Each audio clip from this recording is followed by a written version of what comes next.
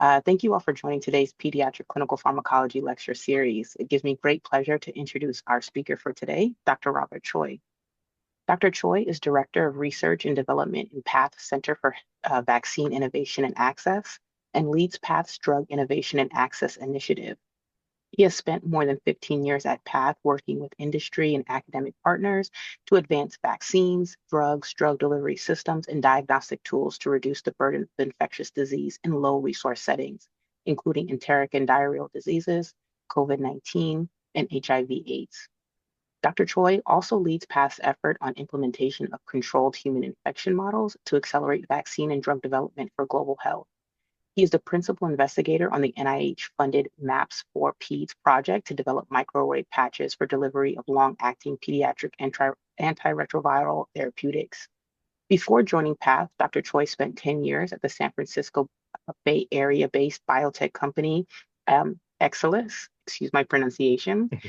Dr. Choy received his Ph.D. in molecular and cellular biology from the University of Washington. So please join me in welcoming Dr. Choy. Great, thank you. And just to confirm, you can see the slides okay now? Yes. Okay, great. Okay, so thank you very much for that introduction. And let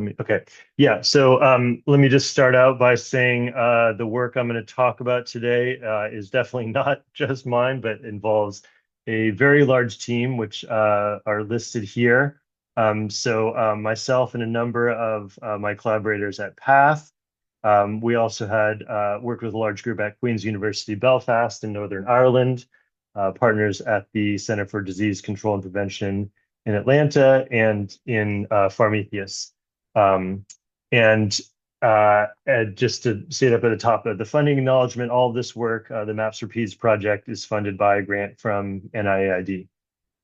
All right, so and then my disclosures. So I have no personal financial conflicts. I'm an employee of PATH, which is a nonprofit. For this project, PATH received in-kind support from some of the pharmaceutical companies which are developing or have developed the antiretroviral drugs, which I will be talking about. Okay, so as far as the plan, the outline for today, I want to start just give a very brief introduction about PATH. Some of you may not be familiar with the organization. And then I'm going to talk also briefly about the basic issue which we're trying to address with this innovation, which is pediatric HIV treatment. I'll give an introduction to the technology, which is the microarray patches. And then I'll talk about the different animal studies. So I know this is a clinical pharmacology seminar, but just to be clear, while we're working with drugs which are in the clinic and are in use, that all the work I'm going to be talking about as far as this particular innovation is around is at the preclinical stage of development. So I'll talk about the rat PK, physiologically-based PK modeling, which we've done, and then the CAC studies. I also want to talk about later about the development of the indicator, which is basically the device for using or applying this innovation, and then some user acceptability studies, which we have done to document how this intervention could be used in the real world. And then lastly, I'll just cover some challenges and next steps. Okay, so just a couple slides briefly about PATH. So as I mentioned, PATH is a nonprofit organization. We have and our overall mission is basically to eliminate health inequities through the various interventions and innovations we develop. And we definitely have a global focus where many of the staff are focused on and working in low and middle income countries around the globe, such as the ones shown here. And so I'm going to be talking about this antiretroviral microarray patches or MAPs, but we also, PATH as an organization, does also quite a bit of work on vaccine development, diagnostics, other medical devices, and other approaches for strengthening health systems in these target areas. So hopefully that'll give you a sense of the broader mission and understand how what I'm talking about fits into that mission. Okay, so the specific problem I'm talking about, as I said, is pediatric HIV treatment. And going back to the focus for PATH overall, I think everyone's aware that the majority of the burden for HIV globally and pediatric HIV specifically is focused in mainly in sub-Saharan African countries, such as the ones highlighted here.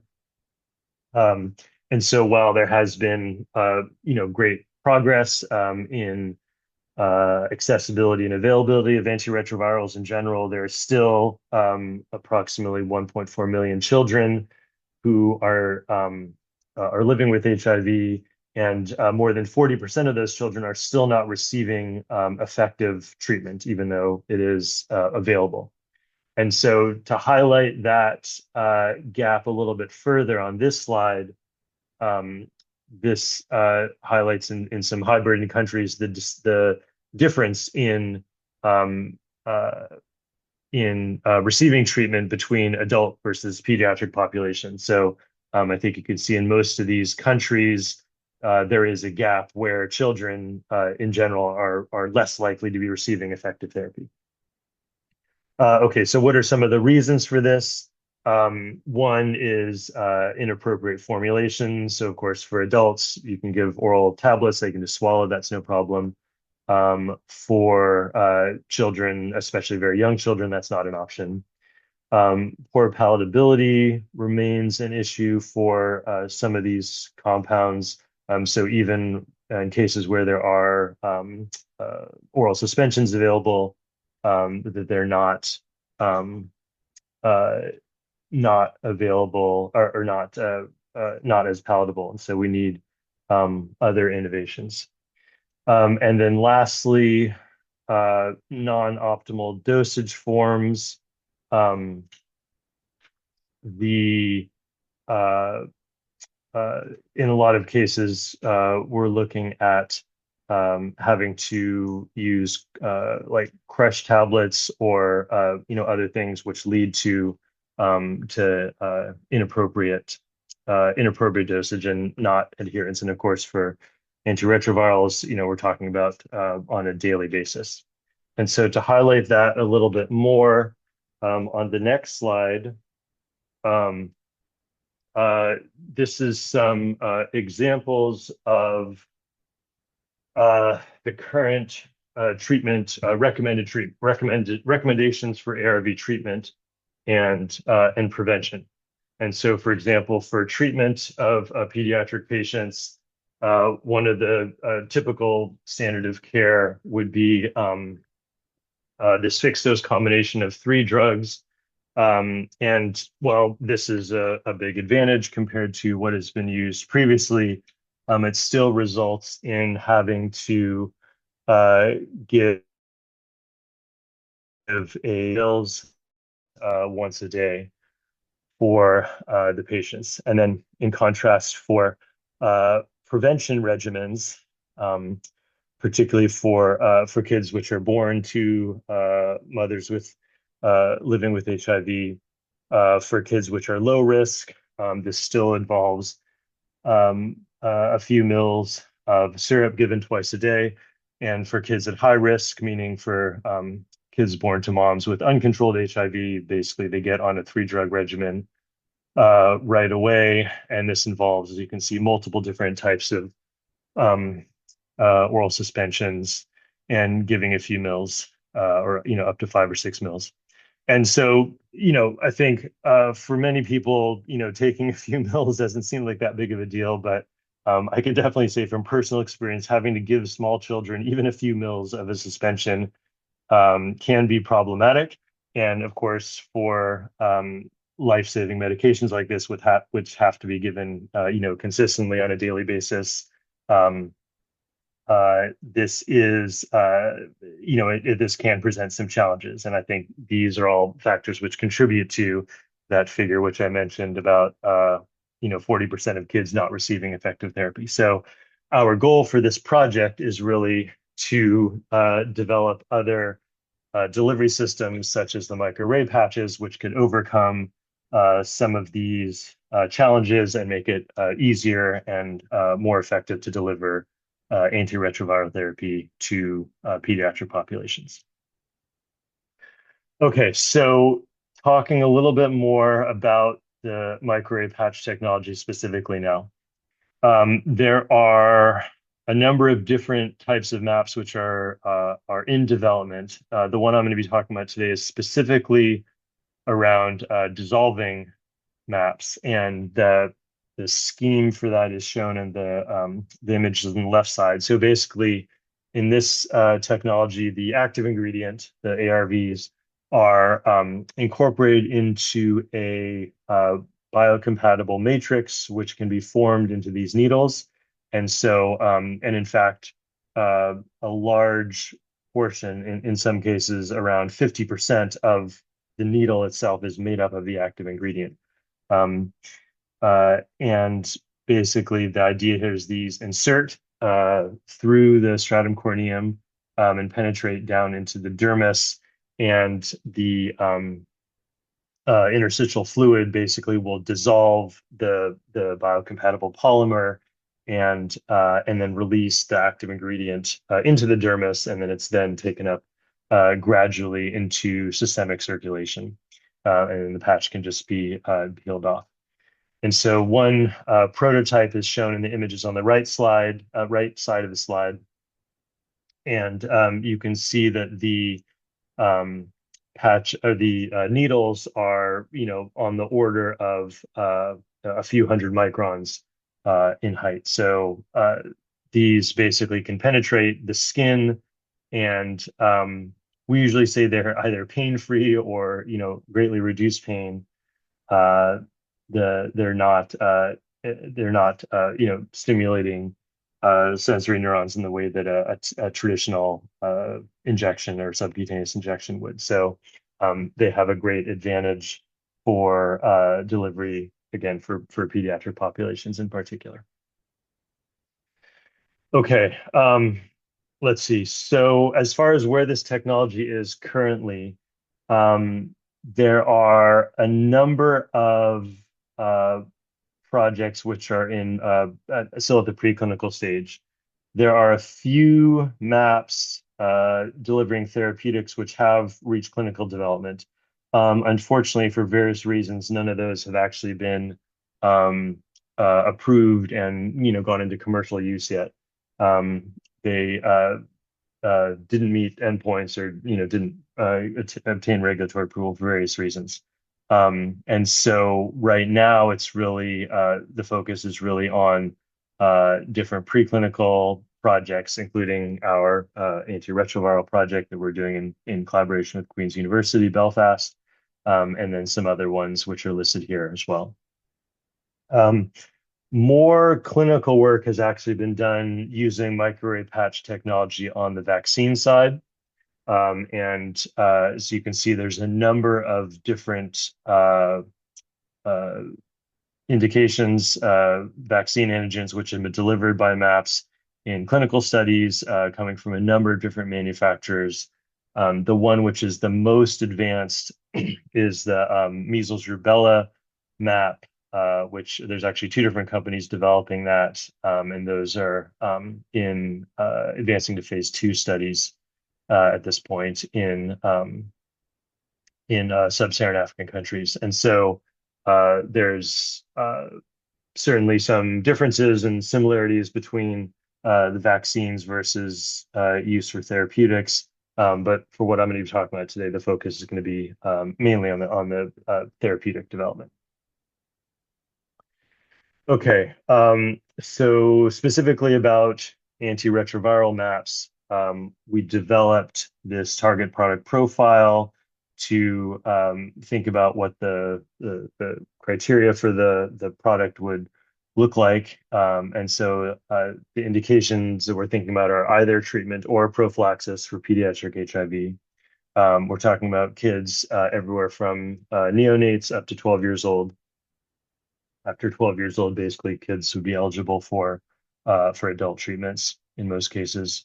And as far as the use case, this is an important point that what we're trying to develop here is something which could be used either by healthcare providers or alternatively be administered by the caregivers. And so, of course, when we're talking about uh, ARVs that need to be uh, given on a routine basis, ideally, this is something that can be done in a home setting where the parents wouldn't need to take their kids to the clinic to receive the treatment. So having something which is simple enough and easy enough to be given by caregivers is very important. The size, oh, and the dosing, we want this to be aligned with WHO weight bands, which are critical for a lot of the ARVs as far as the weight-based dosing.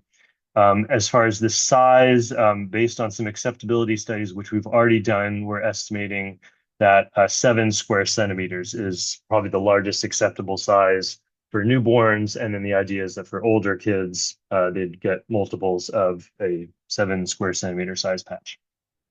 As far as the regimen, we're looking at most likely somewhere from weekly to monthly dosing.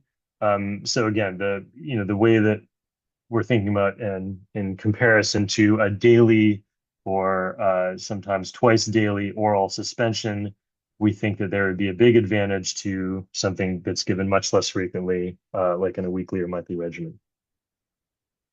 The target wear time for this intervention is 20 minutes. I'm going to talk more about this when I get into the animal studies, but we do have, but 20 minutes is, I would say, pretty fast. That time was primarily based on or derived from some of the vaccine studies.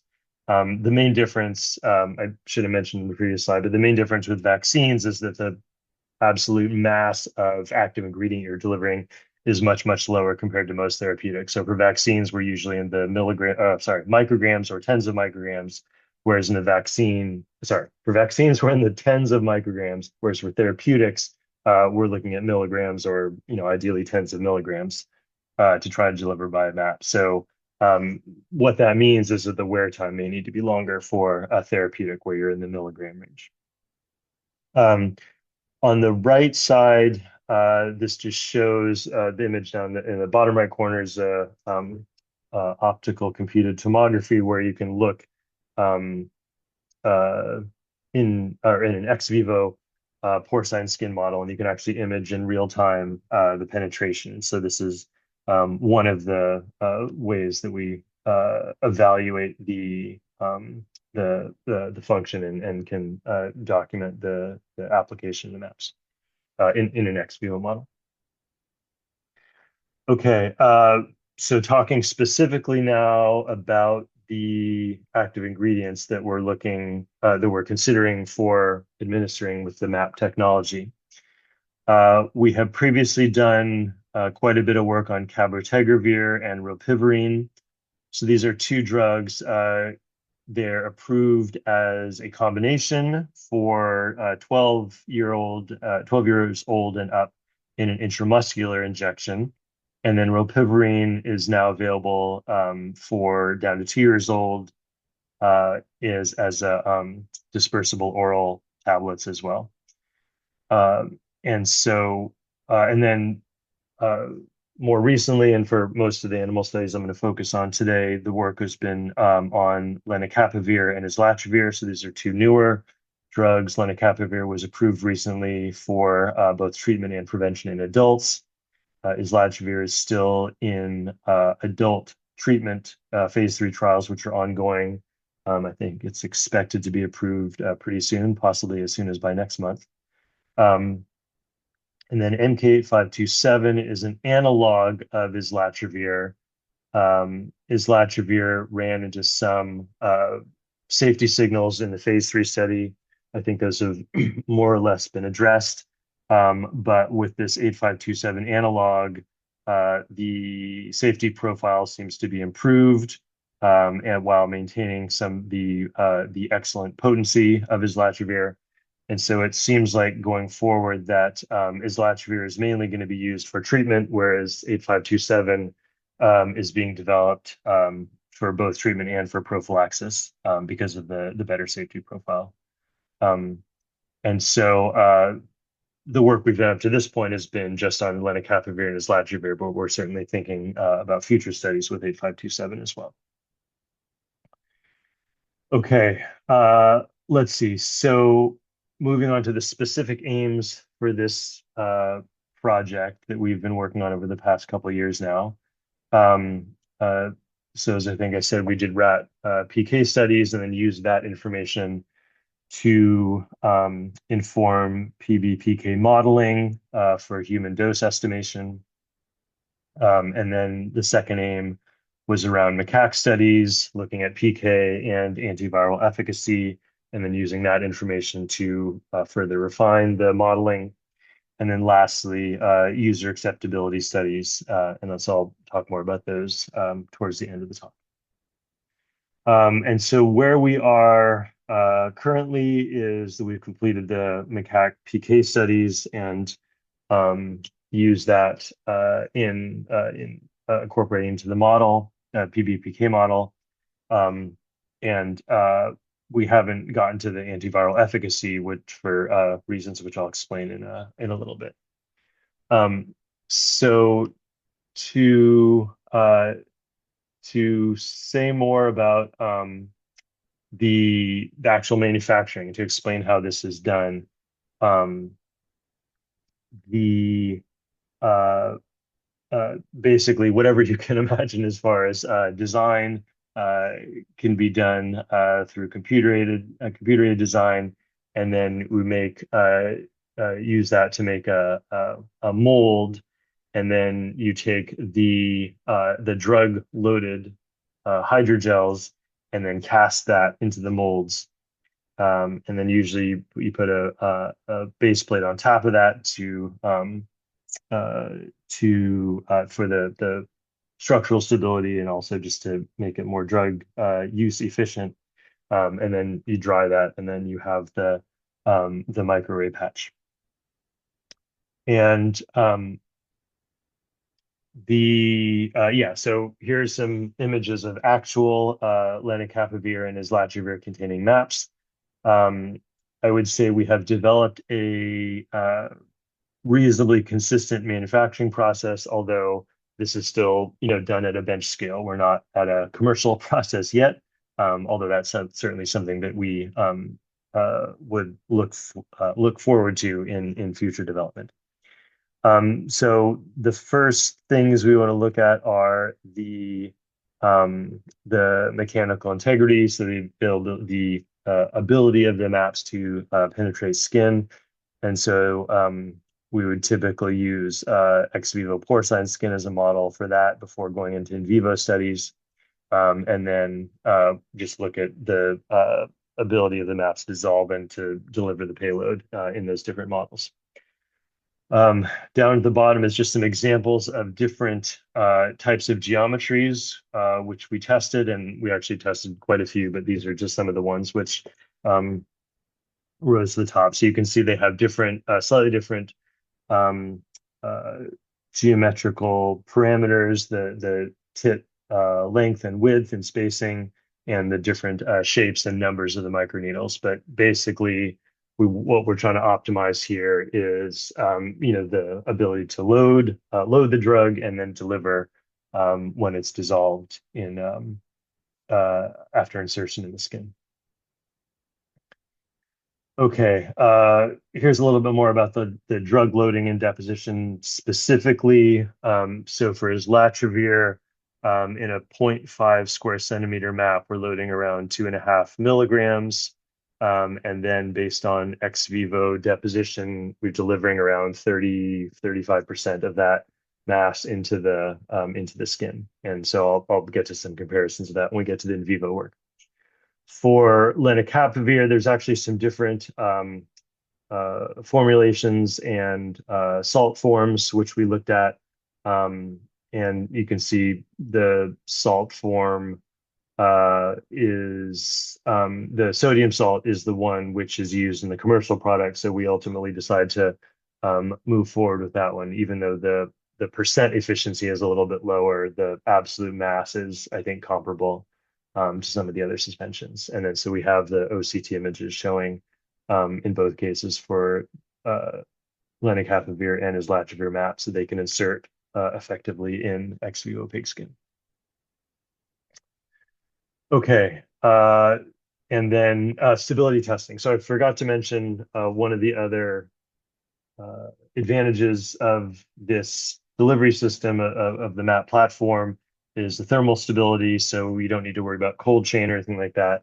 Um, and so to document this, we do stability studies, typically up to 6 months at either 25 or 40 degrees Celsius and different humidities to document the stability over that time. Because ideally in the use case, you would be able to send a parent, a caregiver home with a 6 month supply, and this is typically what's done for oral ARV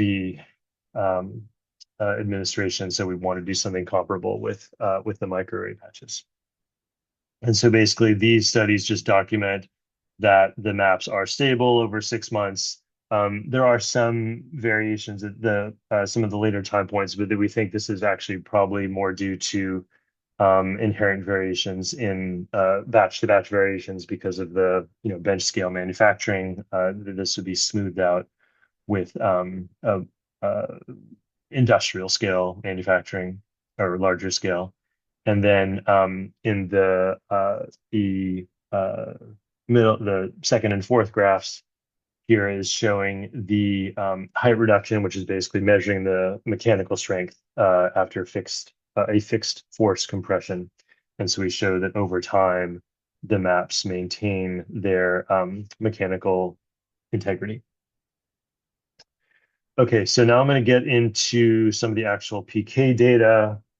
So starting within rats.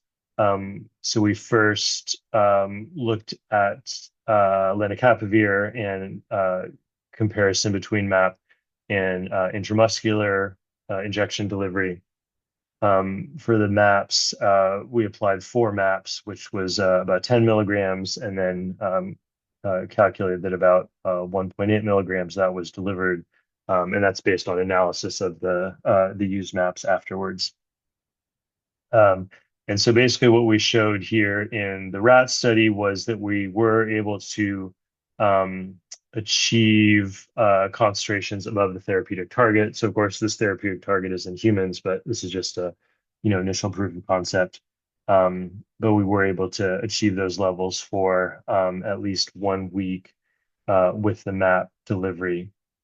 And so that looked pretty promising. And then similarly for islatravir, islatravir is an extremely potent compound. And so the therapeutic target is quite low. And I should clarify that therapeutic target is actually the target value for the triphosphate form, which is the active metabolite. Islatravir is basically given as a prodrug, which is then metabolized or modified to form the active ingredient when it's taken up into lymphocytes. And so with both with the MAP delivery for islatravir, we were achieving plasma levels which were well above the projected target in rats. So this looked pretty promising. And so we were able to use that rat data to then develop a PBPK model and incorporate the rat data plus human clinical data, which was already developed by the developers of the drugs, and basically develop and then qualify the different models, show that the models were able to predict the human data, and then incorporate the rat data and then translate that into human dose predictions, particularly for different pediatric populations of different weight bands. And so, before I get into the actual predictions, just one diagram of the model here. So the idea is that the microneedles insert in the skin, and there's different basically different rates at which the compounds are diffusing out or dissolving based on which layer of the skin they penetrate towards or penetrate through. But ultimately, all of the compounds are a compound is dissolved and would go into systemic circulation. Okay, so for we used intravenous PK data first for developing the model in rats to inform the model in rats. And so we showed that we could effectively model the IV data. And then when we get to the MAP data, the models also are pretty accurate at describing the observed concentrations. For islatravir, you see there's kind of this spike and then it drops down. Lenacapavir has different properties where basically it's a much less much less soluble compound, and so it doesn't go in as fast, basically. And so then, based on the models, we developed simulated profiles for the dissolution. And again, because of the slow release and insolubility, the models indicate that while islatravir about 30% is expected to be delivered over a 1 month period, for lenacapavir it's actually much lower.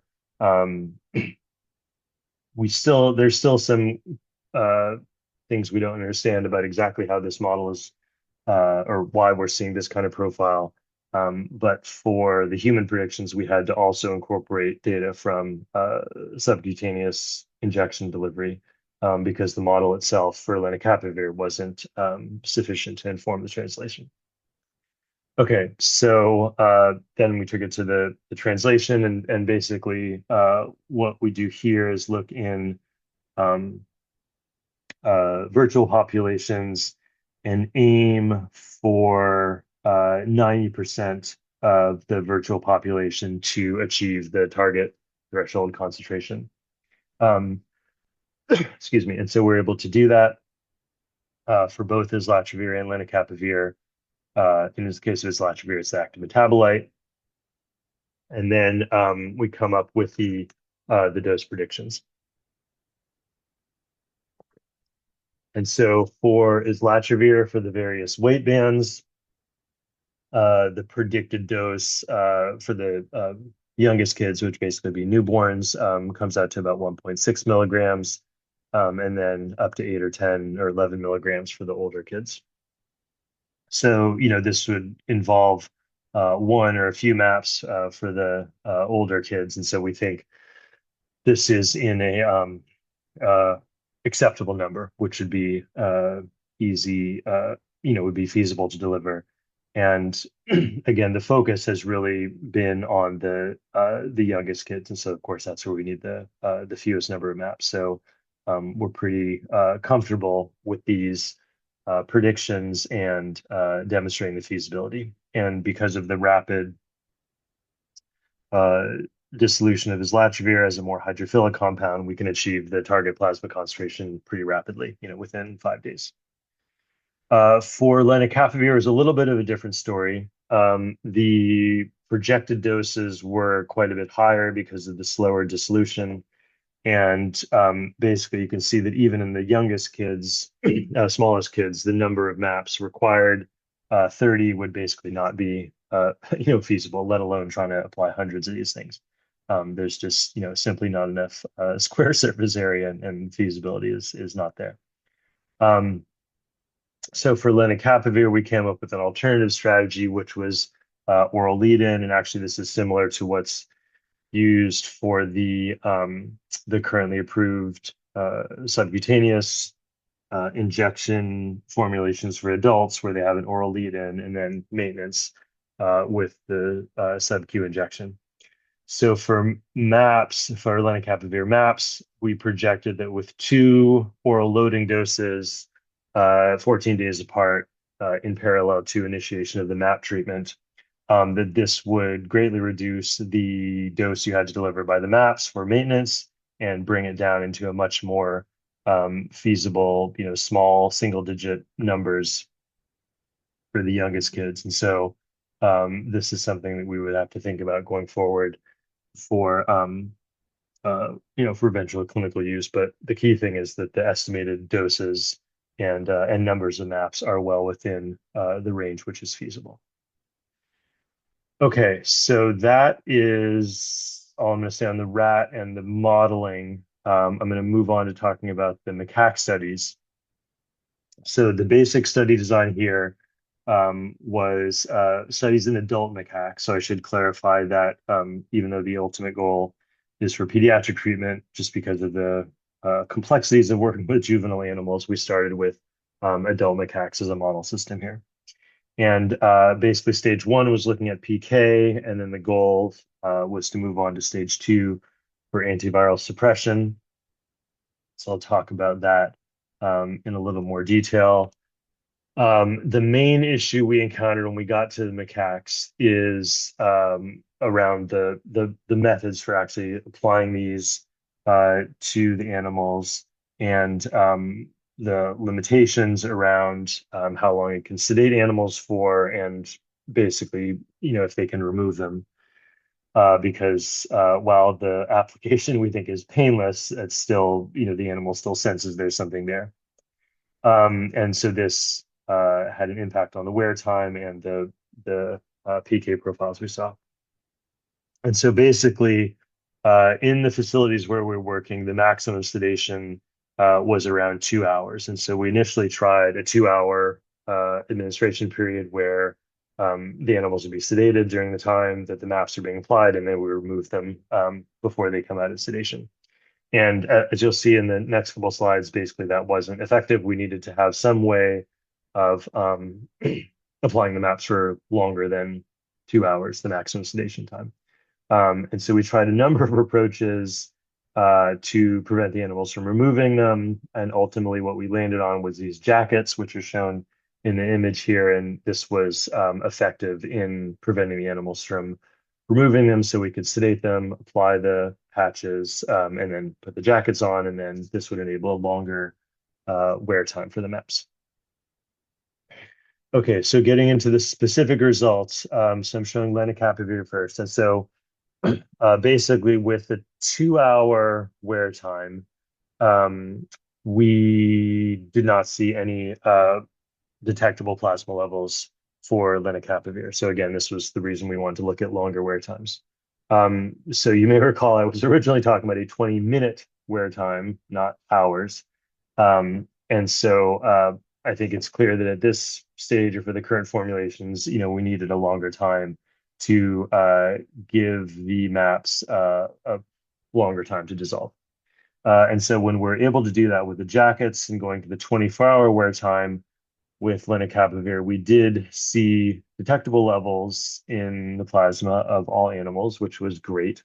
However, the levels were still quite a bit lower than the target therapeutic concentration, which in macaques would be around 70 nanomolar. So we're still like in the single digit nanomolar. So we're still a little ways off there, even with the 24-hour wear time. So that was the status of the lenacapavir MAP PK. And then with islatravir, it was a little bit better. So with 2 hours, we did see detectable levels. And then when we went to the 24-hour wear time, we got even higher levels with longer time for the MAPs to dissolve. And with 24 hours, we did exceed the therapeutic concentration. And here we're looking specifically at the triphosphate, the active form in peripheral blood cells. Although these levels were not sustained for more than 24 hours. So, I think with islatravir, this looks more promising than lenacapavir, but still not quite to the level where we'd be able to expect to see efficacy in an efficacy model. And so when we looked at this in a little more detail, some of the PK parameters are shown here. And then we also looked at the used MAPs after they had been applied to animals, analyzed the remaining compound, the amount of compounds remaining after application. And then from that, we can estimate the amounts were delivered. And so again, you can see that in the 2-hour wear time, basically little or no drug is delivered, whereas with 24-hour wear time, we get a substantial increase, consistent with the higher plasma levels that we're seeing there. So the bottom line conclusions for the macaque studies was that the longer wear time was important to give the MAPs longer to dissolve. For islatravir, we did achieve briefly the therapeutic target. Lenacapavir, we did not. The efficiencies, I didn't get into this previously, but the efficiencies of around 20% delivery are actually similar to what we saw in rats. But obviously, we weren't achieving the therapeutic targets for a sufficient amount of time. So based on this, we made the decision not to progress to the antiviral suppression. When we incorporated this this macaque data into the PBPK models, because of the low uh, uh, plasma levels, this would project a larger or an unacceptably high number of MAPs needed for human dosing. So I think the key thing here is we need. I think the predictions based on the rat data are more informative, and what we really need to do is further optimize the formulation to increase the delivery, the mass of drug which is being delivered. So now, in the last few minutes here, I'm going to move on and just talk about the indicator and the user acceptability studies. So this just shows a couple more images of what the device, a prototype of what the device would actually look like. And so basically there's the this plastic dome which covers the actual microarray patch, and you push down on that and actually have a video in the next one. I think this will work here. Yeah. Where you can see it is applied. There's an adhesive which holds it in place, and then you push down on top of that dome, and that ensures that the user is delivering the appropriate amount of force to penetrate. So you can remove that dome immediately, and then you could leave the patch in place there with for whether it's 20 minutes or a few hours or even up to 24 hours. We think that that would be acceptable. And so to further um, uh, to get into this more about the understand more about the usability and acceptability, we conducted stakeholder interviews in two high HIV burden countries, in Uganda and South Africa. And so basically, these involved interviews with various stakeholders, including the country level decision makers, healthcare providers, and community health workers, and then also, I think most importantly, caregivers of current pediatric HIV patients. And so basically we had the prototype like we were shown in the video, and then we had a mannequin simulating an actual baby, and then would provide these to the stakeholders and show them with the prototype, and show them what's involved with actually applying this in the infant, and then have a series of interview questions to document the usability and acceptability. And so basically, what we found is that all participants in both countries found that, or said that the MAPs were acceptable. They agreed that they would be convenient to apply on a weekly or monthly basis, and definitely easier compared to giving oral daily medications as the current standard of care right now. And they felt that this would obviously improve adherence. And then the vast majority of the participants that did the simulation with the prototype and the infant or the infant mannequin were able to, with the appropriate training, were able to correctly apply the MAP, and said that it was pretty easy and straightforward to do. In the interviews with country level decision makers, they all uniformly agreed that our model, where the caregivers would receive training initially receive training at a health facility, and then being supplied with a supply of the MAPs to be able to take home and apply in a home setting, was programmatically acceptable, particularly on a weekly or monthly schedule. And that this would be an improvement over the daily oral dosing. Okay, so just to wrap up, what I have told you is that we believe that MAPs, ARV MAPs, would be a highly acceptable approach for pediatric HIV treatment and prophylaxis. The PBPK modeling was really critical for dose estimation and in translating into human populations. We have, I would say, promising data, proof of concept from the adult macaque studies, although we certainly need further optimization to achieve therapeutic levels. Um, and so we're looking to try and advance this further. Some of the next steps would be, in addition to the further formulation development, moving us into a more industrial scale GMP process and manufacturing. To move into juvenile animal studies, we need to do juvenile toxicology and also juvenile macaque PK and efficacy studies. And so we're looking to start those soon. And then assuming we can show efficacy that we can achieve therapeutic levels in animal models, the next step would be moving on to um, uh, clinical studies. And we would start with uh, phase 1 studies in adults and then go to descending age studies in children of various ages, ideally down to neonates. So that is, yeah, that's all I have to say at this point. I'm happy to stop there and take any questions which there may be on this presentation. Thank you.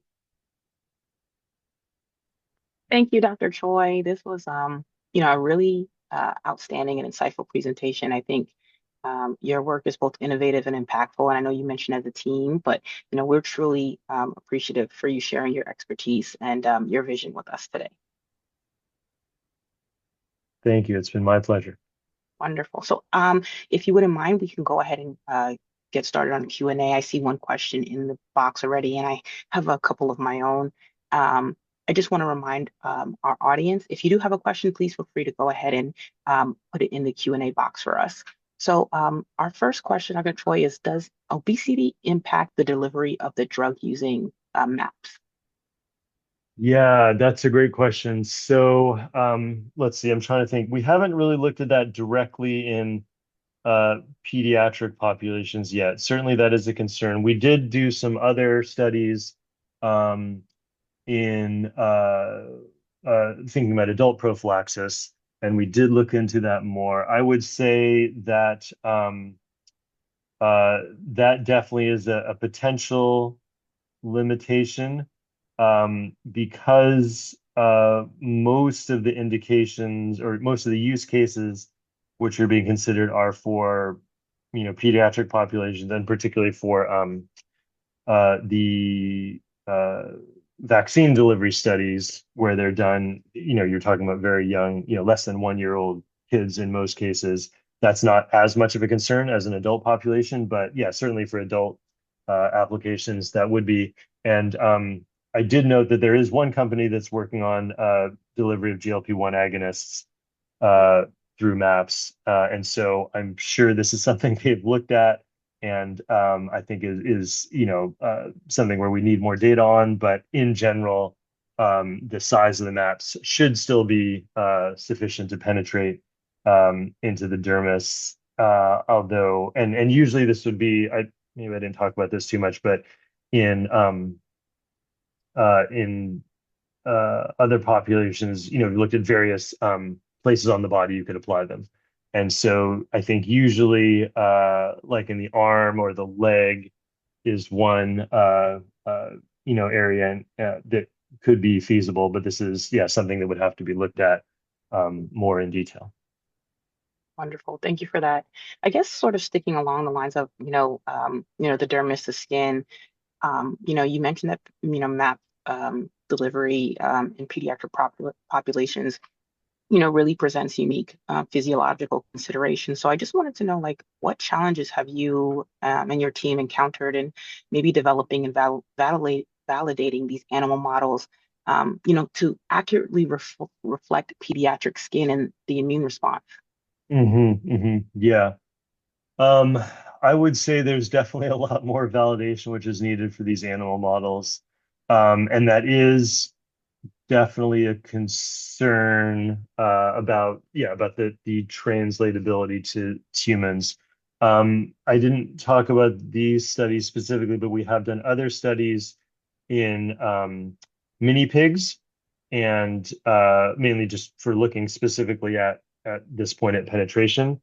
And basically, pig skin, it turns out, is actually, I think, the best uh, model for closest to human skin, at least as far as the physical properties. Um, and so we do have some other data demonstrating just the penetration and looking more at like kind of the mechanical integrity penetration in pig skin as a model for human skin. The macaque studies, I mean, that's really more, the macaques are really kind of like for HIV specifically, it's the best model for looking at, at efficacy specifically. But there certainly are uh, differences in macaque skin compared to human skin, which we need to account for. And so, I mean, I guess the way that we are looking at this is that, we need to use different models to model different aspects of the maps. And certainly there's not one perfect animal model which will address all different characteristics. Awesome. Thank you so much. It looks like we have a follow-up study question about the macaque study. In the delivery of lenacapavir in the macaque study, could you have used an oral lead dose to reach the therapeutic dose? Yes, right. So yeah. And we actually, I didn't have time to go into that. We did do separate oral studies in macaques as a precursor to that. But basically we wanted to first look at the levels we could achieve just with the maps. And that was just a PK study. We're not looking at efficacy in what we did in there. And so the objective there was really just to see uh, what levels we could attain with the maps alone. But I think based on the previous modeling and from the rat data, I think the assumption is that even if we were able to achieve, reasonable delivery levels for a macaque efficacy study, we would also need the oral lead-in, similar to what's done in human clinical use. Awesome. Thank you so much. Dr. Choi, this might be our final question, but I think this is it's pretty loaded. So my thought was about, microarray patches in terms of like caregiver acceptance and adherence in the pediatric population. So, and then I know PATH's focuses, one of PATH's focus is low resource settings. So like, can you maybe talk about barriers to like large scale implementation in low resource settings? Mhm. Like, Yeah, definitely. So, I mean, the biggest one is cost. And so that's certainly something that we think about all the time, from the very beginning. Um, the Fortunately now, like for lenacapavir, I mean, lenacapavir is relatively new, so maybe that's not a good example. But for some of the other more commonly used ARVs in low resource settings, there are generic manufacturers that make the compounds more accessible at this point. And based on what, taking the example of lenacapavir, what Gilead, the manufacturer, has done is, uh, I mean, there are initiatives to keep the cost down, basically, of the active ingredient. Um, the cost of the map, the map as a delivery device, is certainly something that we're also very um, sensitive to. And in any discussions with manufacturers, that's something that we have to um, incorporate from the very beginning, ensuring that the manufacturer would be able uh, to produce this, and that we'd be able uh, to market the product at a cost which would be acceptable and feasible for the markets we're going into.